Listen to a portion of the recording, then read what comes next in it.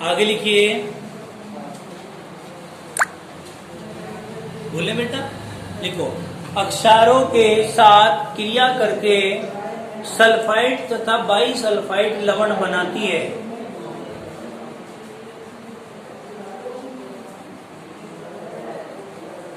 अक्षारों के साथ क्रिया करके सल्फाइड तथा बाईसल्फाइड लवण बनाती है। देखो कैसे बनाती है भाई, ये है आपका यहाँ क्या है, SO2 प्लस अक्षार NaOH के साथ रिएक्शन करा दूं। NaOH सोडियम हाइड्रोक्साइड अक्षार है, बहुत अच्छा अक्षार है, ये जनरल अक्षार आता है आप लोगों के सिलेबस में, इससे क्रिया करा देते हैं। तो NaH एक ऑक्सीजन इसके पास चला जाएगा तो NaHSO3 भाई, NaHSO 2 और 1 3, तो क्या बन गया, सोडियम बाईसल्फाइड। नाम लिख देंगे, सोडियम बाईसल्फाइड।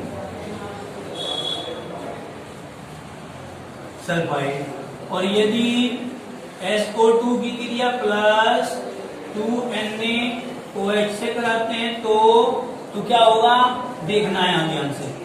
जैसे कि एक NaOH ये ले लिया, एक NaOH ये ले लिया, तो बेटे आप क्या कर सकते हो, इसमें से ये H2 और O यानी कि जल को अलग निकाल सकते हो। क्लियर, समझ में आ रही है सभी बच्चों की बेटे, आ रही उड़ी है समझ में बेटे। NaOH के दो थे ना, तो हमने क्या किया, एक NaOH ये, एक NaOH ये, यहाँ से H2O निकाल दिया इसमें से, मतलब इसके अंदर से ना, इसके अंदर से H2O निकल गया। कैसे निकला वो हमने एक्सप्लेन कर दिया यहाँ। अब हमारे पास क्या क्या बचता है वो देखना है। Na के दो बचते हैं, मैंने लिख दिया Na2, SO के दो और एक ये रहा, तो SO3, तो क्या बन गया, सोडियम।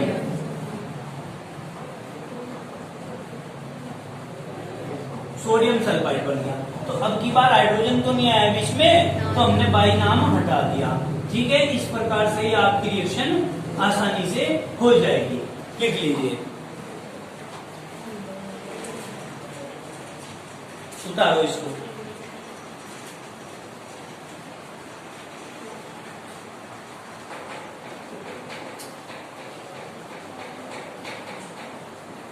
कोई दिक्कत तो नहीं है इसमें। अब लिखेंगे, नेक्स्ट पॉइंट है हमारा इस टॉपिक का, क्या, चूने के पानी में प्रवाहित करने पर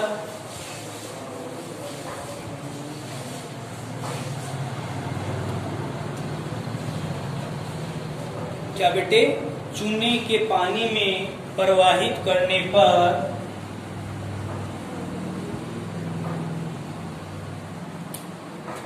CaSO3 का अवक्षेप प्राप्त होता है, कैल्शियम सल्फाइड का। क्या, CaSO3 का अवक्षेप प्राप्त होता है। अवक्षेप क्या होता है, अब ये बताइए। अवक्षेप, देखिए मैं आप लोगों को ये बात बता देता हूं कि अवक्षेप क्या होता है। अवक्षेप को हम प्रेसिपिटेट भी कहते हैं। प्रैक्टिकल के अंदर एग्जामिनर पूछता है कि अवक्षेप को आप समझाइए, अवक्षेप क्या होता है। तो अवक्षेप आप कह सकते हैं कि किसी भी पदार्थ को जब हम बनाते हैं तो उसके बाद जो बचा कुचा पदार्थ रह जाता है, शेष भाग जो रह जाता है उसको अवक्षेप कहते हैं। इसको PPT भी बोल देते हैं शॉर्ट फॉर्म में, PPT।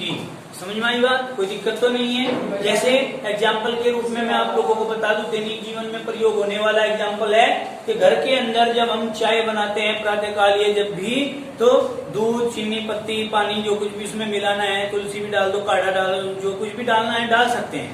तो उसके बाद क्या करते हैं, हम छानते हैं। उसको छानने के बाद चाय का जो लिक्विड फॉर्म में प्राप्त होता है उसको अलग ले लेते हैं, और जो बेकार पदार्थ बचता है उसको हम फेंक देते हैं। वो जो बेकार पदार्थ अलग से निकला है वही प्रेसिपिटेट है, वही अवक्षेप है। ठीक है, इस प्रकार से आप लिखिए।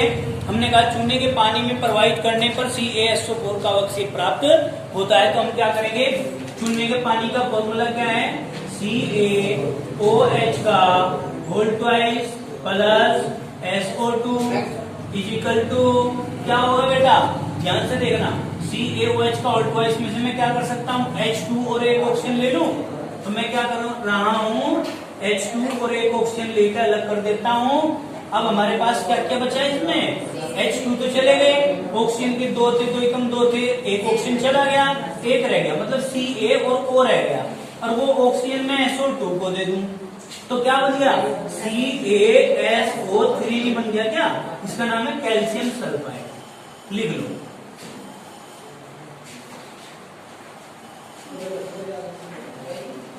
कैल्शियम सल्फाइड, ठीक है बेटे, उतार लिया है। अब लिखेंगे योग अभिक्रिया, योग अभिक्रिया।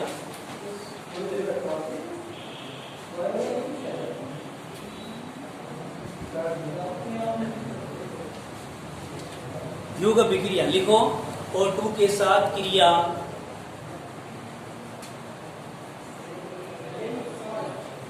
योग अभिक्रिया में नंबर 1 क्या लिखना है, O2 के साथ क्रिया। इसके अंदर लिखेंगे फिर, यह उत्प्रेरक की उपस्थिति में,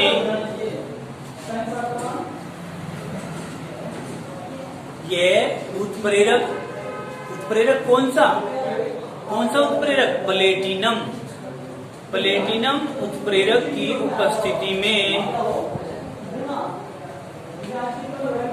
SO3 बनाती है। क्या बनाती है, SO3 बनाती है उत्प्रेरक के साथ में क्रिया करके। तो क्या लिखेंगे, 2SO2 plus O2 is equal to, platinum उत्प्रेरक की उपस्थिति में क्रिया करेगी। हम इसको रिवर्सिबल रिएक्शन भी बना सकते हैं, मतलब 2SO2 2 दूनी 4 और 2 ही हो गए 6, तो 2SO3 भी आप लोग इसे लिख सकते हो बेटे। क्या लिख सकते हो, 2SO3। क्यों लिखा ऐसा, क्योंकि अगर इसको मिला दिया तो SO3 बन गया, और अगर SO3 को उत्प्रेरक हटा दिया और SO3 है यहाँ पर, तो SO2 और O2 में फिर टूट जाएगा। मतलब अभिक्रिया अग्र व पश्च दोनों दिशाओं में संभव है। ठीक है, इन चैप्टर को करके फिर हम फिजिकल के चैप्टर करेंगे, फिजिकल केमिस्ट्री के। पहले इनको निपटा लेते हैं, आगे चलते हैं। इसको करिए,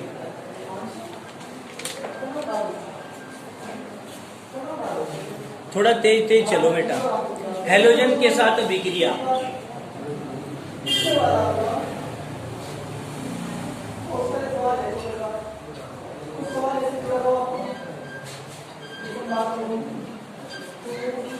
हेलोजन के साथ अभिक्रिया। अब देखो ध्यान से बात सुनेंगे, ये है SO2 plus Cl2 equal to, halogen क्या होते हैं पता है आपको, क्लोरीन फ्लोरीन ब्रोमीन होता है।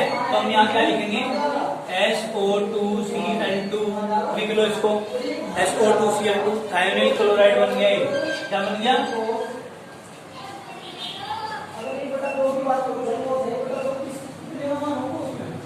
Thionyl chloride.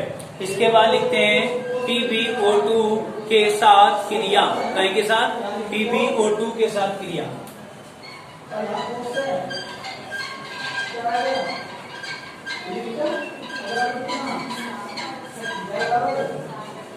कैसे करेंगे, मेन टॉपिक हमारा SO2 है बेटा, बोर्ड पर ध्यान दो, सभी बात में उतार लेना, कोई दिक्कत नहीं है। वीडियो आप लोगों के पास पहुंचेगी, वहां से भी आप उतार सकते हो। ठीक है, पहले यहाँ ध्यान दे दो क्योंकि टाइम बहुत बढ़ गया है। SO2 प्लस किसके साथ, PbO2 इजिकल टू, क्या हो जाएगा, PbS, ऑक्सीजन के 2 और 2 4, तो PbSO4, जिसका नाम क्या है, लेड। F भी लिख सकते हो, FAT, लेड सल्फेट बन गया। फिर इसके बाद आता है ऑक्सीकारक गुण। क्या उतारना चाहो तो फटाफट तेजी के साथ उतारो।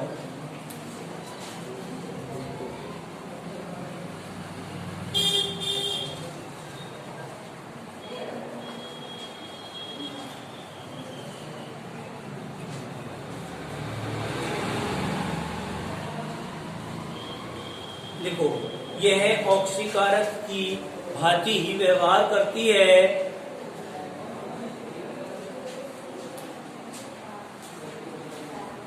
यह ऑक्सीकारक की भांति ही व्यवहार करती है। इसकी मुख्य ऑक्सीकरण अभिक्रियाएं निम्नलिखित हैं।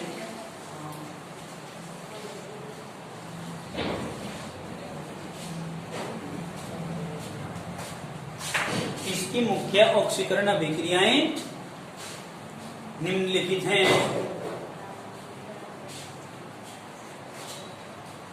ठीक है बेटा, सबसे पहले ए पॉइंट डालेंगे H2S को सल्फर में, H2S को काय में बदलेंगे, सल्फर। कैसे बदलेंगे देखो ध्यान से इस रिएक्शन को।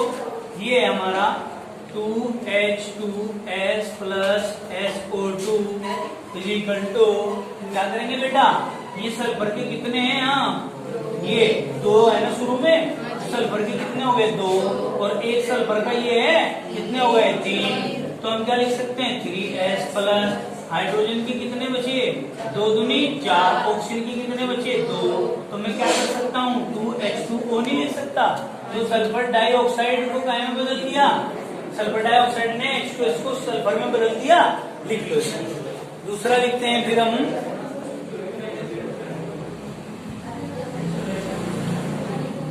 बी पॉइंट लिखो,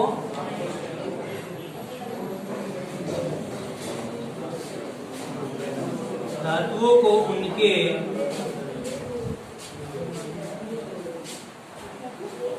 ऑक्साइड व सल्फाइड में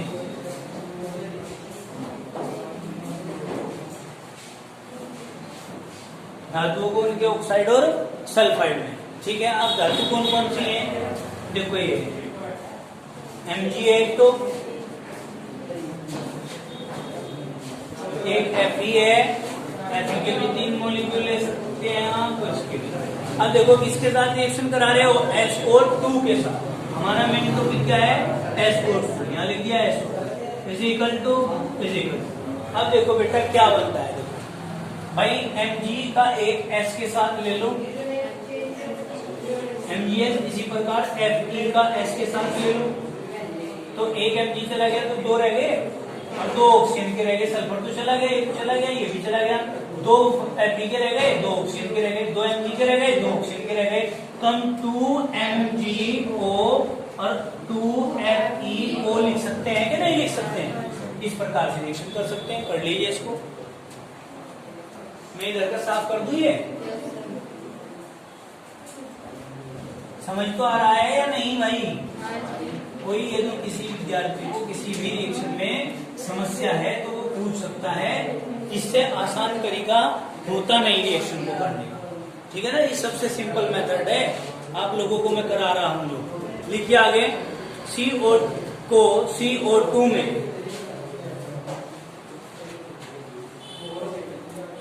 CO को CO2 में, अब CO को CO2 में कैसे तोड़ेगा भाई, इस चीज को समझना है, ध्यान से समझना।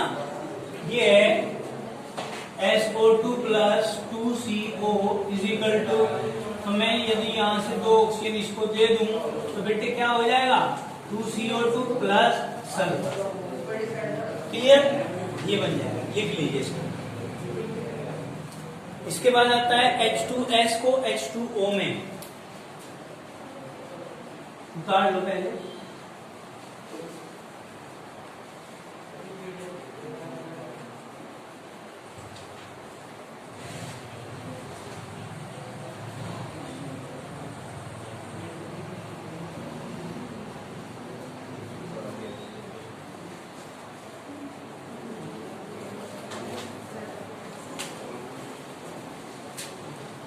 ये ना H2 को लिखना है,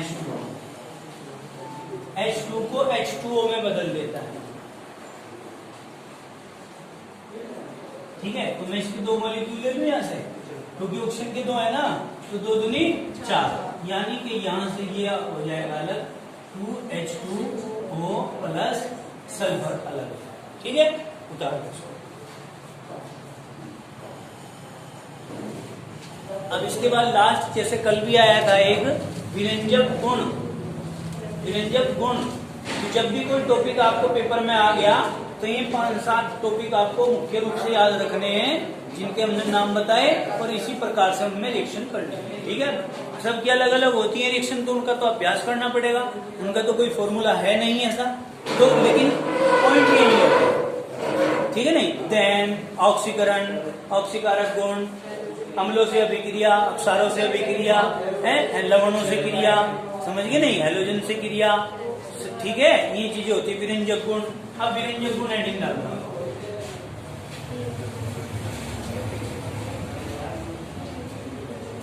विरंजक गुण लिखो बेटा इसमें।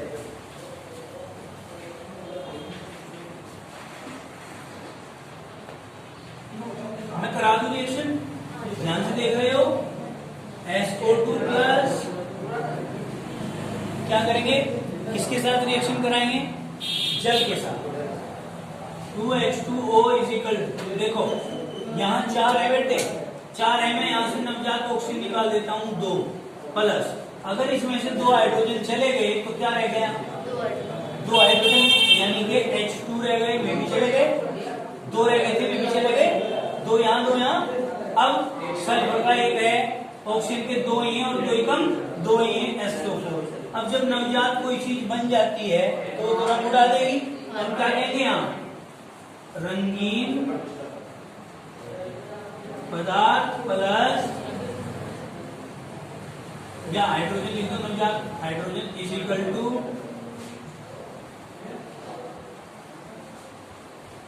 रंगहीन पदार्थ। उतारो बेटे, हमने SO2 की क्रिया जल के साथ कराई, 2 दूनी 4, 2 ये कर दिए, 2 ये कर दिए, 2 तो नवजात निकालने हैं। ठीक, फिर हमारे पास क्या बचा, सल्फर का एक था, एक आ गया, ऑप्शन के 2 ये 4 हो गए।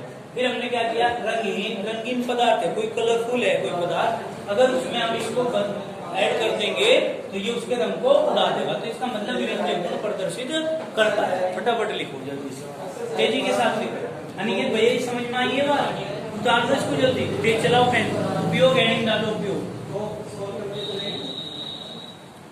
उपयोग हेडिंग डालेंगे और उसमें लिखेंगे क्या, नंबर 1 H2SO4 के निर्माण में, ये बनाया नहीं है H2SO4, ये बन नहीं रहा H2SO4, तो H2SO4 के निर्माण में। दूसरा लिखो, रंग उड़ा रहा है ना, लिखो विरंजक के रूप में।